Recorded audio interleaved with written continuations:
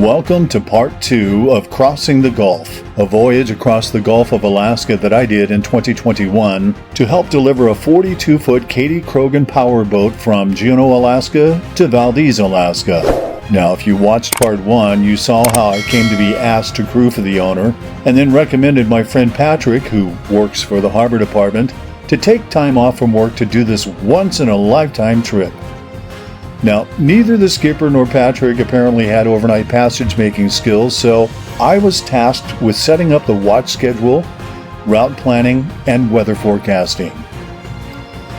Now, when the time came, we launched out of Juneau, worked our way around to Icy Strait, and then through Cross Sound, hugged the coast on the outside so we could be close to 5 different anchorage spots, and then once past Icy Bay, made a beeline for Kayak Island, and then Cape Hinchinbrook, and into Prince William Sound, where we anchored in Garden Cove for the night before tackling the final leg, a 9-hour stretch to Valdez.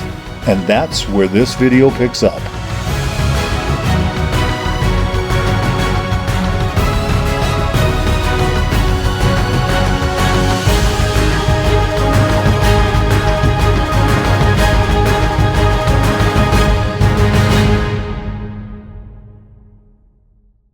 Day 4, July 21st, 2021.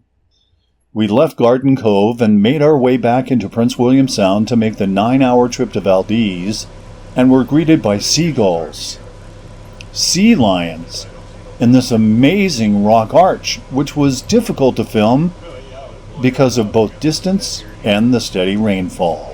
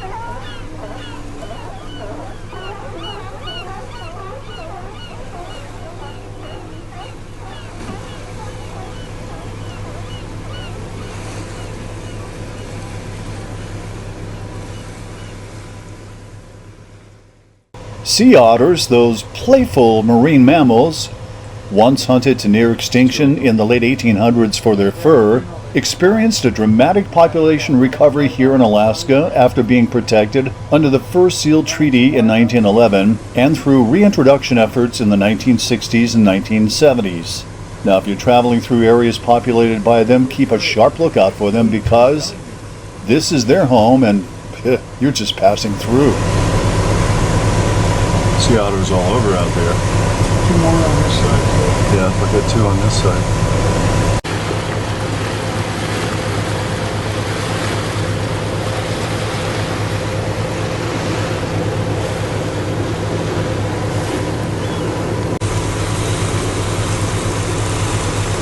That's a black point where that little tender is right there.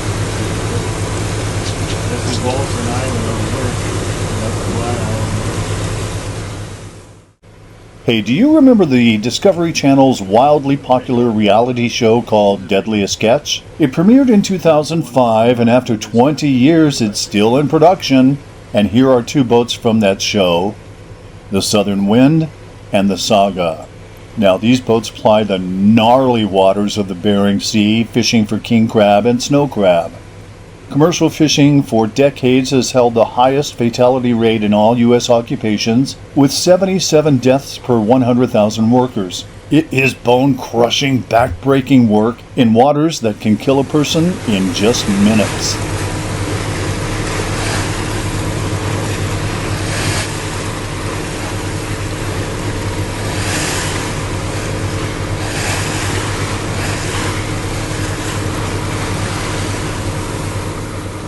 Speaking of bone-crushing and back-breaking, This is my friend Patrick, who works for the harbor department in Juneau. Yeah, he's kind of like the harbor heavy, if you catch my drift. Gotcha. Yeah, you did. You gonna sing for your supper? So far today, we've weighed the anchor and left Garden Cove and made our way around the amazing rock formation at the entrance to Prince William Sound with the stone arch. Not to mention that we've seen several sea otters and a couple of fishing vessels from Dangerous Catch. Now we're actually headed to Sawmill Bay, where the skipper's girlfriend's daughter is camped on the beach and got there via paddleboard from Valdez. But first we'll cut between Goose Island and the mainland via what the skipper called the scenic route.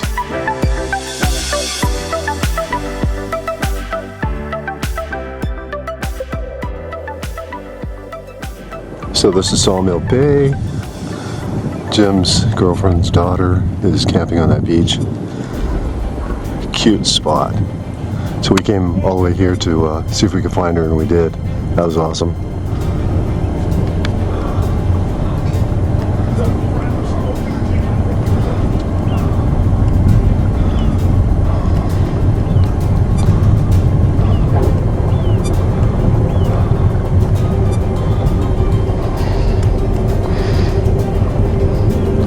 And that's the way back out to Prince William Sound.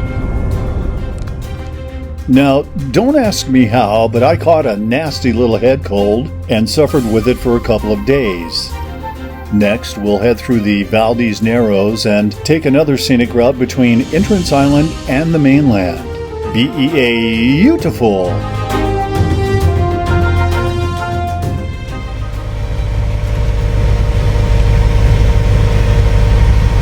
Sweet, this is awesome. It's a great spot. It is a great spot. One of my tourist traps.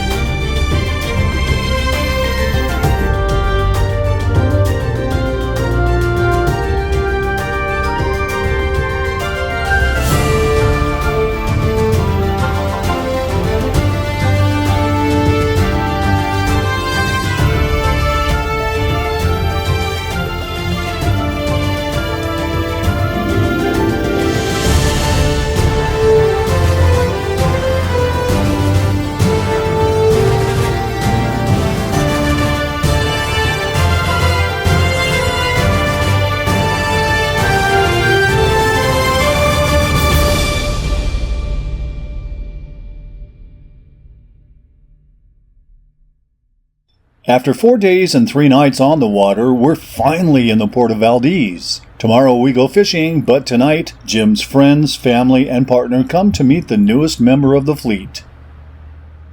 Some of this? Apples or sparkling soda. Okay.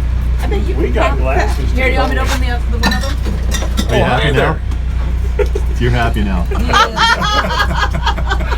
Oh, the beer. Have you been up to Valdez? Wait a second. No? Well, welcome to the Valdez. Right on. Welcome to Valdez. Have you been here before? Figured you got All right, glasses welcome. in here. Should we be out here? What do you think? I feel like we're supposed to follow it. Slide out there. Go ahead. Okay. Hold on.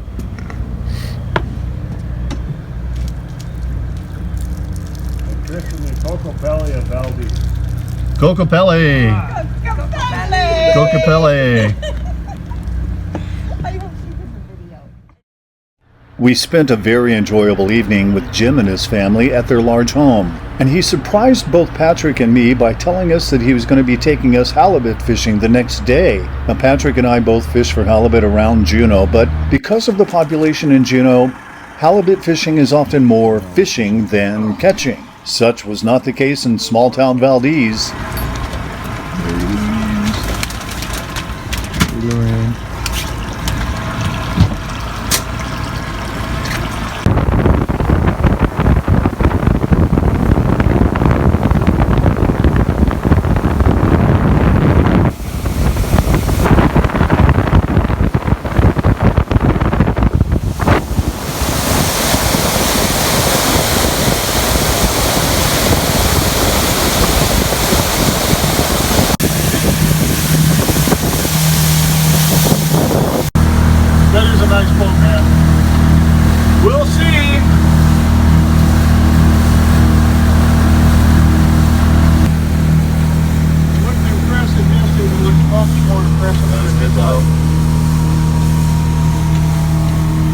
Our eyeballs have slept since then, eh?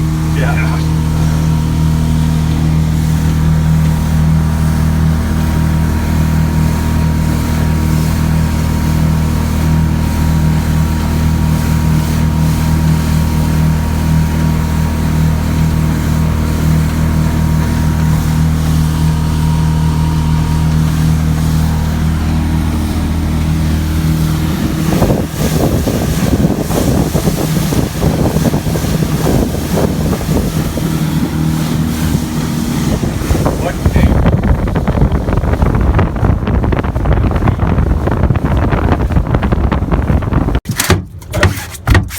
Yeah. You're hooked there.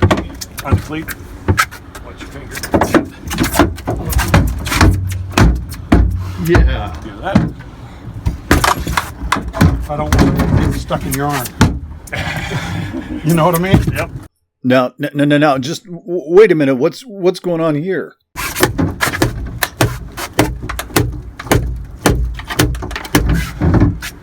Right on. Feel better? I always feel better. Nice, Patrick. Hey. Woohoo! Look at you. Look at you. Nice. You want him? Do you consider it big enough to keep? Yeah, depends on whether they're shopping for meat or sport. Let's see. Let's line him up here. Now, to be fair here, Patrick did catch the first halibut, that big one that you saw. And about 5 minutes after that, I caught a smaller halibut, what we call a chicken butt, about 20 pounds. And then Patrick pulls up one that just might be a little bit bigger. Is his bigger than mine? Holy, look how much big. Well, let me see. Is he bigger than mine? Oh, I think so. Patrick's is bigger than mine. Both of his are bigger than mine. I have a deeper voice, but his is bigger. Nice feel right here. Do it. That's how guys get stress relief right there. Dude, the Bopsy twins. Are videoing? Twins video. That's fucking good That's right a there, good huh? one right there. That's a mambo. Mambo cod.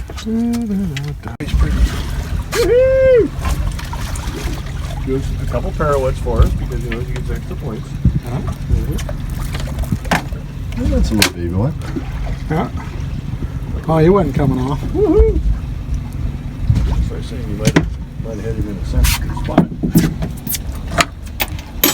Look how dark green and pretty he is. Yeah, just beautiful. Nice. Go back to where you came from. 8.2 for the belly flop.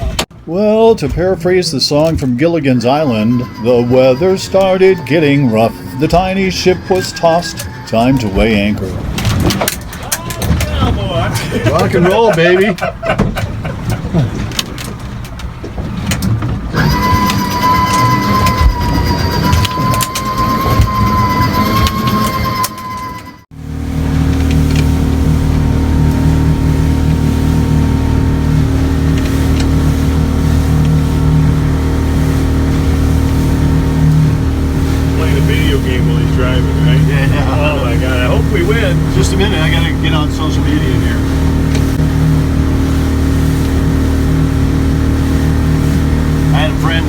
log in his sailboat while he was posting something to Facebook. I mean, a good sized log too.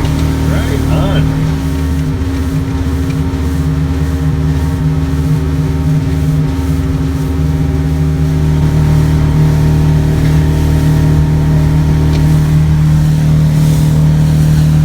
Notice how right down the middle is to some people, but not so much to others. I had no idea who you're talking about. Yep.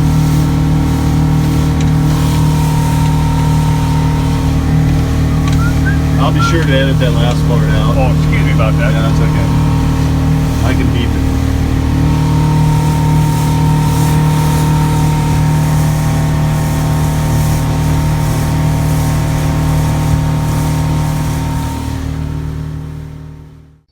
Once safely back at the harbor, our skipper Jim began to process the halibut. Long and skinny. That's why they fight hard to get the ones that are long and skinny and thick and really muscular.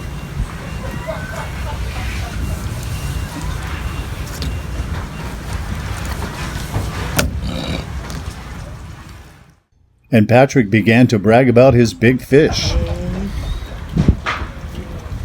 I think I just have to hit the camera. Yep. Oh, nice. Oh, nice. I'm sorry, I can't get it up higher. Man. So what are you going to try and do with the This will go to 80 degrees. So of course we did the touristy thing and took pictures with our fish, even using the old trick of pushing the fish way in front of us to make them look bigger. We overnighted again at Jim's house and he took us to the Valdez airport the next morning, where we caught a Raven flight to Anchorage and then a flight to Juneau. I really want to thank my friends Jim on the left and Patrick on the right for making this trip a real adventure. Speaking of adventures, my next video series, a 3-part series, will feature the 2019 Baja Ha Ha race from San Diego to Cabo San Lucas that I did on a friend's 38-foot catamaran. I'll leave you with a quote from world-famous conservationist John Muir. Everybody needs beauty as well as bread, places to play in and pray in, where nature may heal and cheer and give strength to body and soul alike.